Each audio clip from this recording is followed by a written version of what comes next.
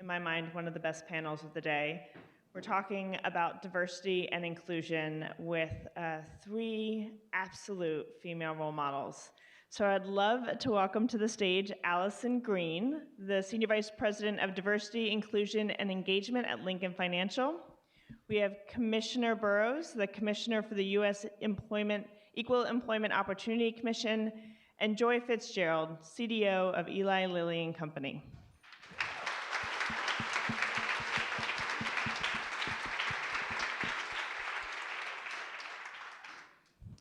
So we're going to dig right into this very important topic. Joy, I would love to direct the first question and ask you to share a little bit about your thoughts on the difference between inclusion and diversity. Well, first, I'd just like to say good afternoon to all of you amazing women. Yeah, that's right. Let's celebrate women. Well, first of all, when I think of diversity and inclusion, it's an and conversation for me, and not an or. I've seen over the last few years a number of organizations rejecting diversity for only inclusion, or inclusion and rejecting diversity. And when I think of those two, they have to work in concert of each other. It's not an or. You don't get rid of either one. You can only have inclusion by leveraging diverse experiences, ideas, backgrounds, languages, cultures, generations, sexual orientations. So we need both to be strategic initiatives in areas that each one of us are focusing on to advance the agenda for women and all people. Yes, yes we do. Thank you for that. Allison, how do you create inclusion? Thanks for asking. I believe there are many ways to create an inclusive environment, especially at work. So one of the things that we were just talking about is making sure that you have values, you have expectations that promote inclusion. Specifically say that a diverse and/or inclusive environment is expected and that you measure those. Also having accountability, ensuring that leaders, managers, everyone knows that there's an expectation for behavior in your organization, and having people report back on that. So for example, with the values or expectations, we have leadership expectations. Many organizations may call them competencies. We call them leadership expectations. Diversity and inclusion is a part of that. Behaviors are listed around how you're expected to behave, what's expected of you, and you're accountable in your performance management process at the end of the year. So you literally have to say, here's what I did to help promote an inclusive environment. We have accountability systems where, as leaders, we're expected to report out quarterly around our behaviors and accountability. There's an expectation of my role that I'll report to the board of directors what practices and processes we have in place that promote inclusion. And also in our employee engagement survey, we specifically ask about inclusion. Do you feel included?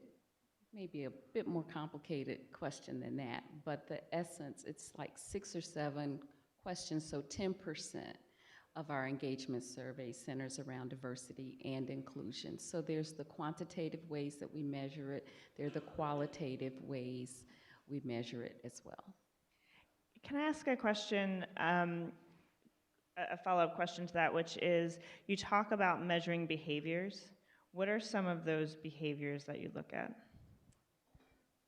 So what's interesting, when I first came on board, that was a question, because diversity might have been thought of as just a recruiting activity or a training opportunity for training. So we set out on a campaign, and the campaign centered around do, keep, create, and sell. So here are some things you can do.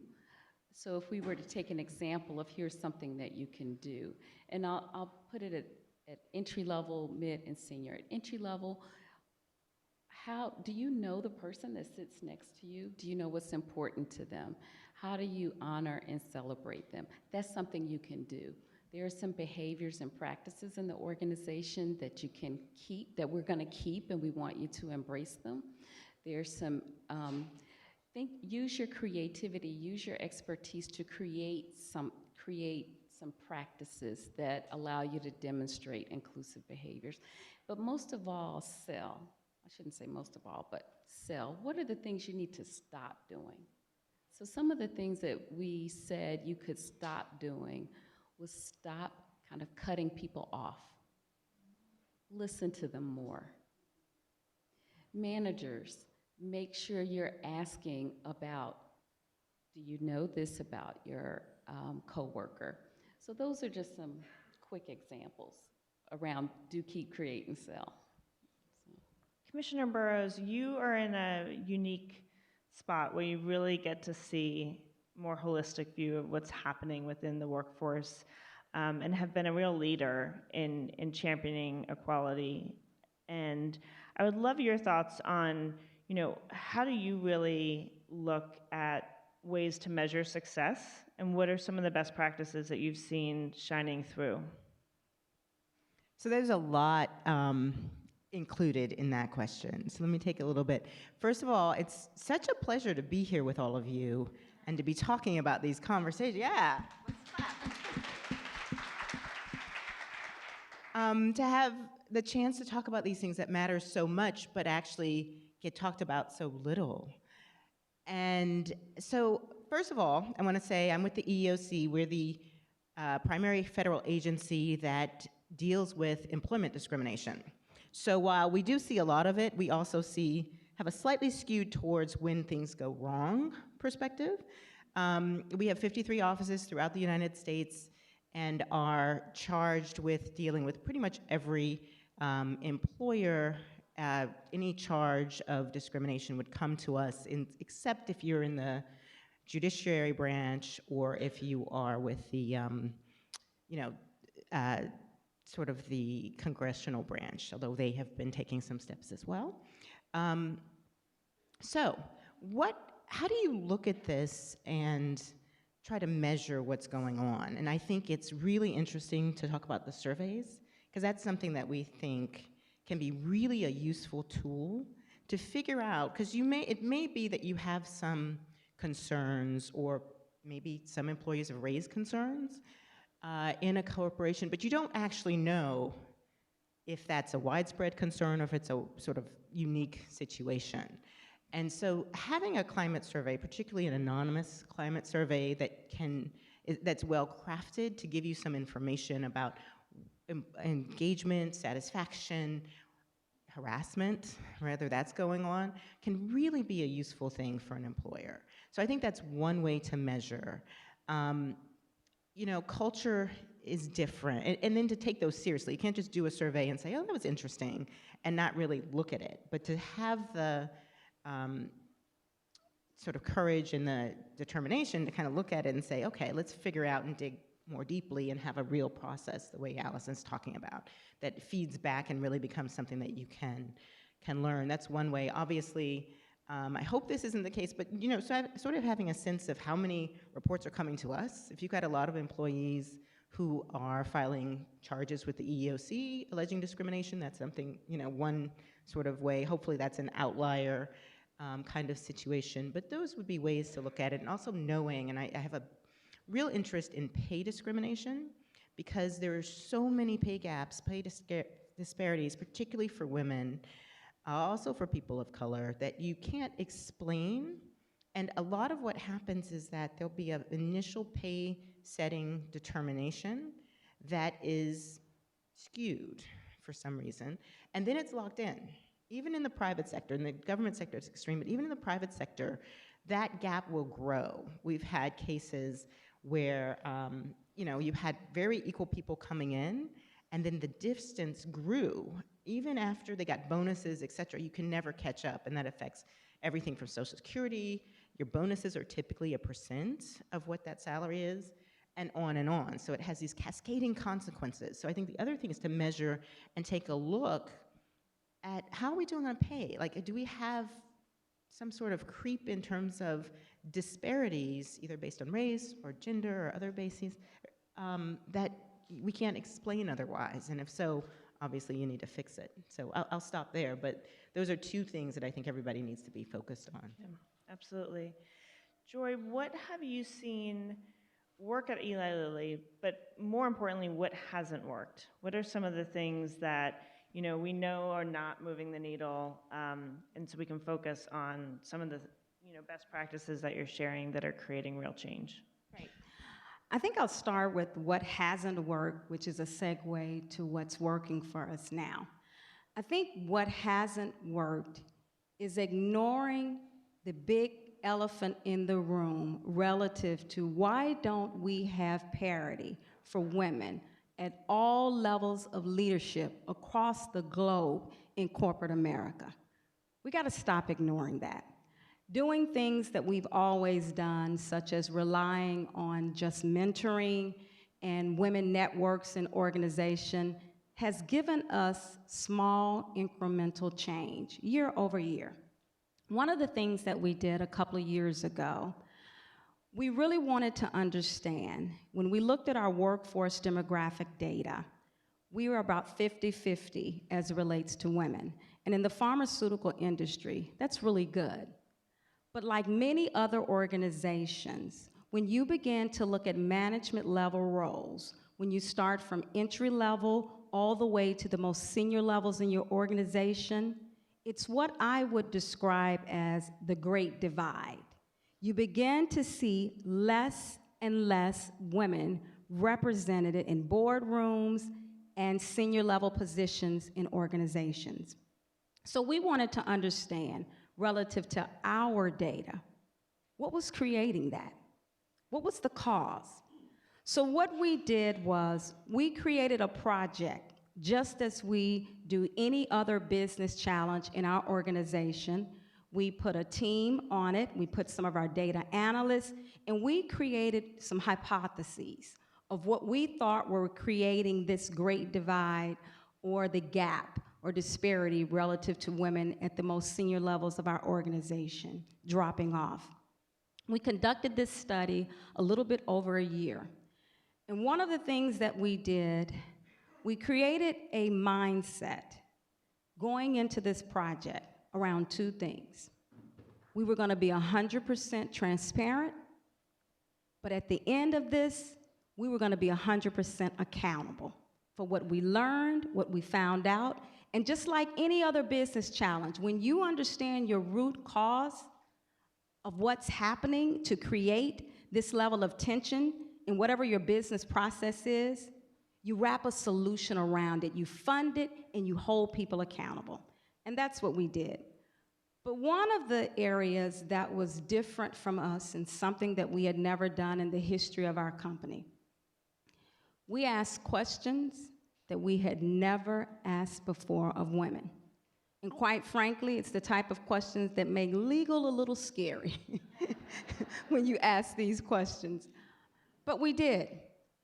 After we began to ask these questions, there were great insights that were coming from the data. And because we knew we were going to have a number of naysayers, just traditionally around what we were doing, putting it in the business process, we made it a data research project. So everything that we did was based on scientific, statistical significant data, things that were refutable, that you could not argue in the study. Then we interviewed a number of women. We interviewed men. We then had series where women were able to tell what we call their journey, the lived experiences that they have inside of our organization. And at the end of this year's study, we made a report out to our board of directors. We were transparent to our senior leaders, but also to every employee in the organization. We shared the data. We did not mask any truths. We shared the good news, but we also confronted the bad news as well. And from that, we have made more progress relative to women in management roles in 1 year than we have in 10 years in the history of our company.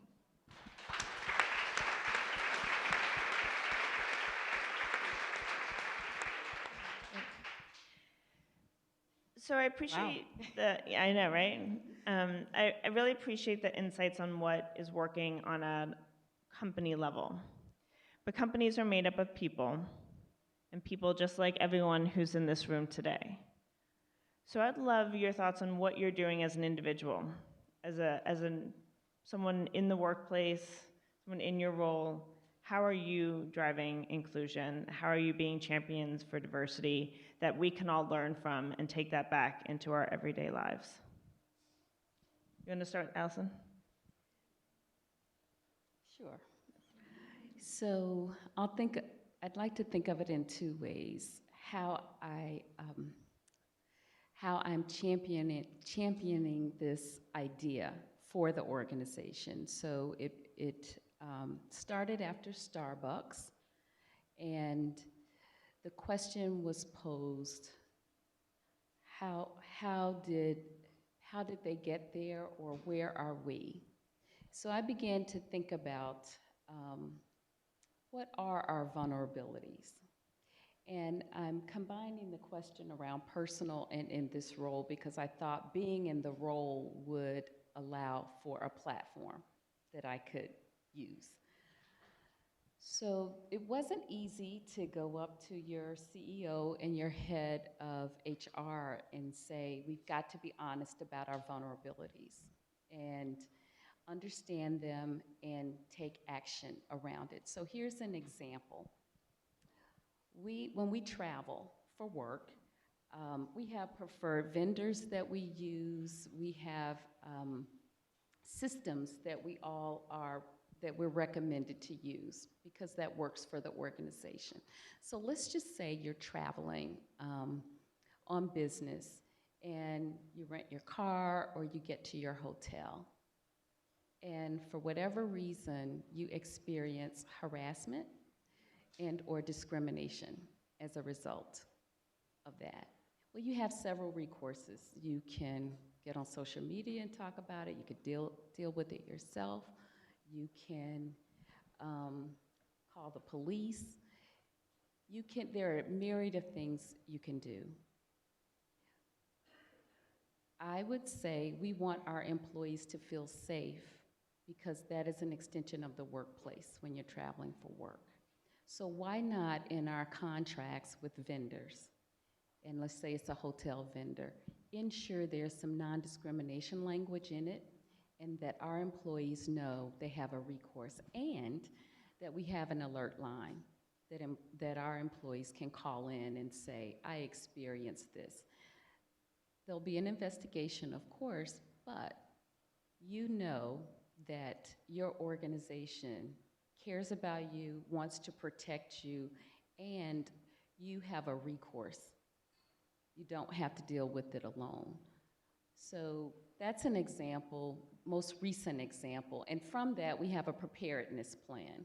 But the good news about it was in talking about vulnerabilities and bringing it up, no one was in denial. With any organization, their business risks, their vulnerabilities.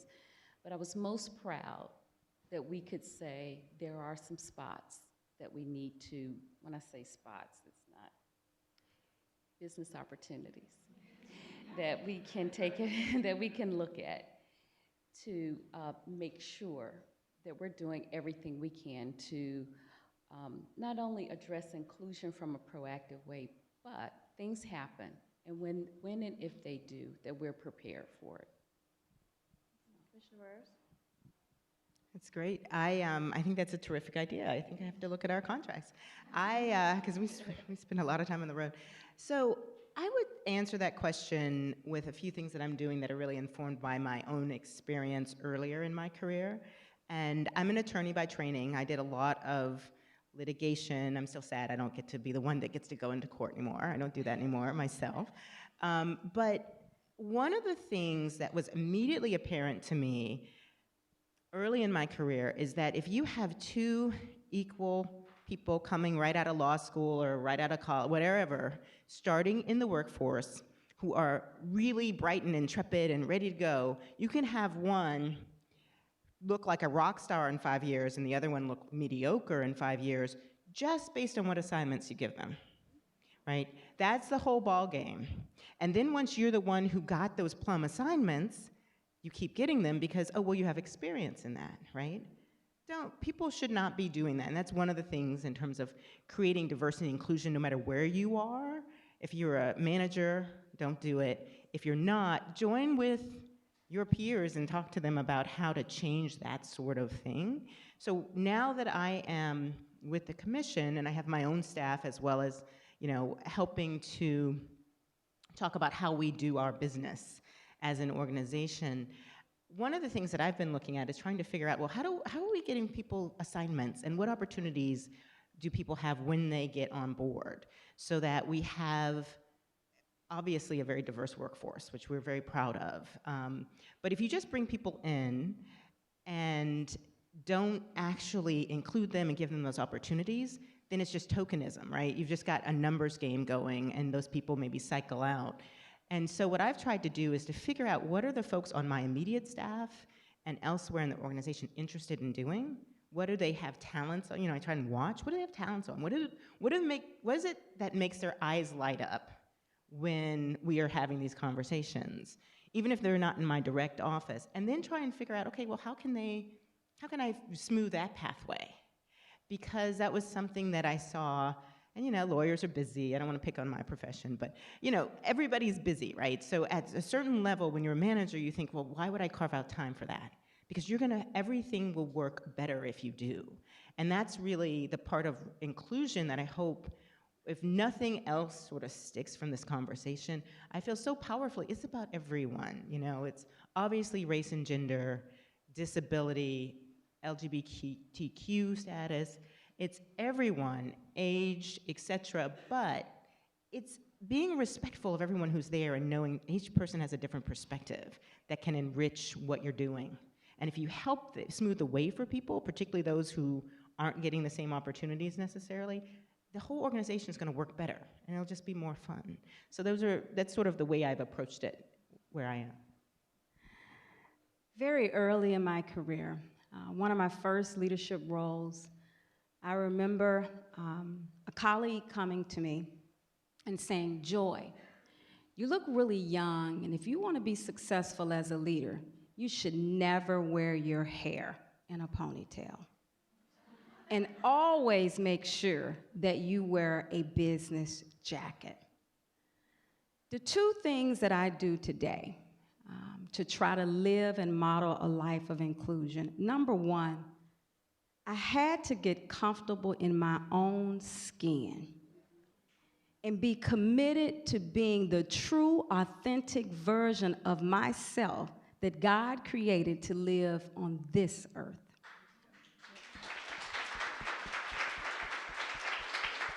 I would tell you, I want every little girl, I want my daughter, I want women to know you can sit on a panel with a bun on your head and still be professional.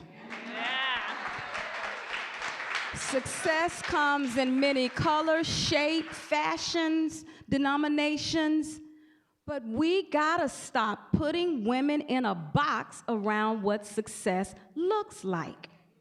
And particularly, it's even harder for women of color. The second thing that I do to model inclusion, I had to get comfortable hearing my voice out loud. So many meetings you know you are invited to, but you certainly are not wanted to speak. Particularly, it is not being a team player to disagree or to have a consenting opinion. But today, if you invite Joy Fitzgerald to a meeting, you will get my voice. You will get my ideas. You will have the benefit of my perspectives and my experiences. And just know, I will be advocating for differences that represent all dimensions of our people. because I am a champion for inclusion.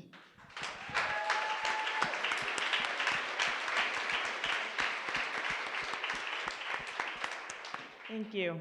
Thank you for being that champion, and thank you for. I love ponytails too, but I know we have to stop. Just stop trying to define what success looks like. Commissioner Burrows, we live in a trying and a interesting time, depending on how you look at it. Particularly as we're facing some challenges that have come to light in the workplace. They've been there for a long time, but it's really more mainstream. We're talking about Me Too. We continue to talk every year about equal pay, which we are not making the progress on. What role does your office play in trying to create change around some of these issues and providing a framework for companies to learn and share from? So thanks for that. Make sure this is still on. Thanks for that. I do so much in terms of talking to companies directly. There's some, I'm not going to name anybody here, but as well as that sort of outreach and technical assistance that the agency does. So we have an enforcement lane, yes, but it's so much more effective to work with those companies that are trying to do the right thing. And to have the best ideas on the table and see what synergies you can have. So the agency as a whole does that. I do that personally. We have been so incredibly busy on harassment issues lately, and I just want to say that that is something that I think I'm really pleased with the way the agency has approached it. It is something that, because we have this national view and keep our data and check it, we knew that harassment and sexual harassment in particular was a five-alarm fire way before anybody started reading about the Weinstein scandal. And about, even 3 years ago now, our former chair, Ginny Yang, convened a bipartisan task force just to look at how we get in front of that problem. Because we would never just using enforcement, we're never going to get away from it. And that's one of the few things that people know since at least kindergarten that you just can't do, right? It's not that this is like confusing, how much leave should I give off when someone has a disability? It's not one of those issues. It's a core issue, keep your hands to yourself, et cetera, that people know is not okay, and yet it still happens. In fact, we have so much of it that literally everyone in our 53 offices could decide, you know what, we're just gonna do harassment. And no one would be without work. No one's feet would be up on the desk. No one would be twiddling their thumbs. And so we knew we had to get in front of that problem. So the bipartisan task force took about 18 months with folks from all over, different perspectives, academics, employers, union representatives, civil rights advocates, all different perspectives on this to say, okay, let's study this, let's figure out what really works to get in front of it. And there are a few things that we found out. We've done a lot on this in our website, et cetera, but that I think has been a very productive process because it was collaborative. It took into all perspectives, and it really sort of pushed forward that people knew. So the report and our work was kind of, sort of announced and out before the Weinstein scandal actually brought it to everyone else's attention.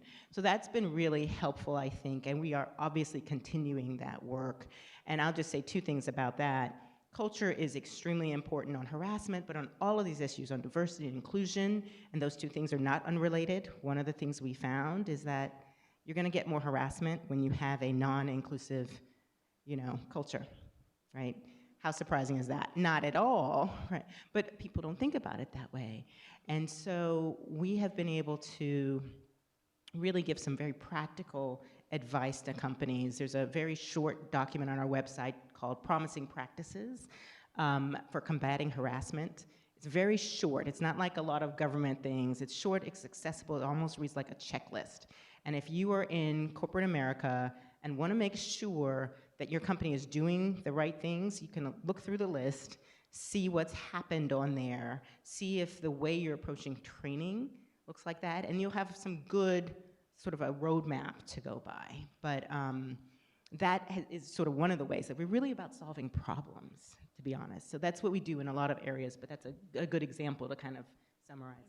And an important example. We have just a few minutes left, so we're going to end with an actionable piece of advice for you. This is the Mobilize Women's Summit. We're all about action and sharing our insights and learnings with you. So Allison, if you could start, what is one piece of advice that you'd love to leave the audience with? Thank you. See something, say something. We say it all the time, but it's true. A personal actionable example is 2 months ago, I was shopping, clearly being discriminated against, and I spoke up. I went straight to the management. I got the runaround. Writing letters, I will continue to say something. Not only did I see it, I was the person. But when you see something, say something. In your workplace, if it's not saying something all the way throughout your management ranks, let somebody know. Have the courage to say something to someone. If you don't want to take the action to tell, say, your employee relations department, find somebody who will help them. There are lots of ways to get your voice out there. But if you don't say anything, nothing will change. You may not always hear back within your time frame, but follow up. Continue. Be relentless. That's the only way things are going to change. So I would say, look at how opportunity is distributed in your company.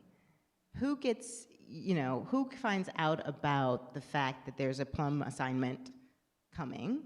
How do you figure that out? Is that an informal networking and your managers are comfortable with someone? Or is there a more open process?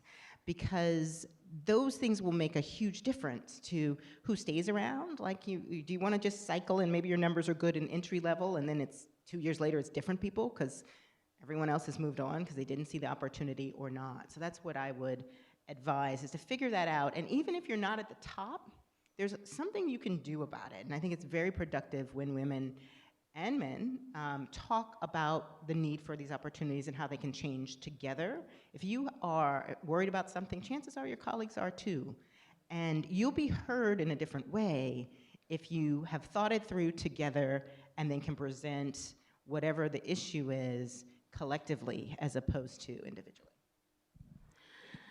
My advice would be, number one, stop apologizing.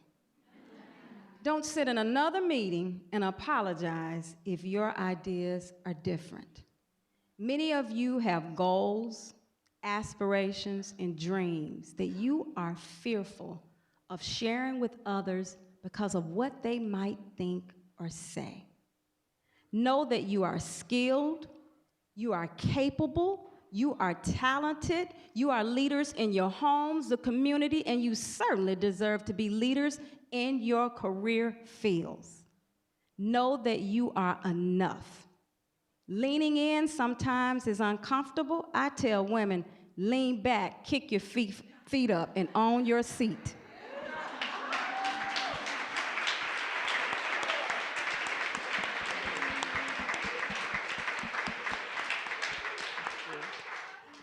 All right, I think we have a question, maybe time for one question. Maricela? Yeah, we do. We have time for one question, and we actually have a bunch, so. And if you are submitting questions and we don't have the time to answer it, we're moving fast here today. Make sure you tag our speakers, connect with them on social media. We'll get those questions answered for you. Yep. So here is a question for Allison. You mentioned measuring D&I. Often, especially in large corporations, this ends up boiling down to percentage of ethnic or gender representation by team, line of business, etc. How do you safeguard against the quota conversation and argument? Great question. So quotas and goals can go together. What we do is we look at benchmarks. So we're not saying that we want to get to X percentage or Y percentage. We're saying we want to be at minimum on par with within our industry. We always want to do better. Who in business wouldn't want to do better? So it's about shifting the conversation to we have to get to X. It's about improvement. And improvement can go in many ways. Sometimes you have to take a detour to get better. You create change practices to get better. One of the things that I like about what we do is we may use data as the initiator for the conversations around what needs to be done. It's not the beginning and the end, it's a reminder of how we can make progress, and progress is progress over time, not overnight. We don't lose sight of it, but we don't make it the beginning and the end. All right, thank you so much to all of our panelists for joining us today.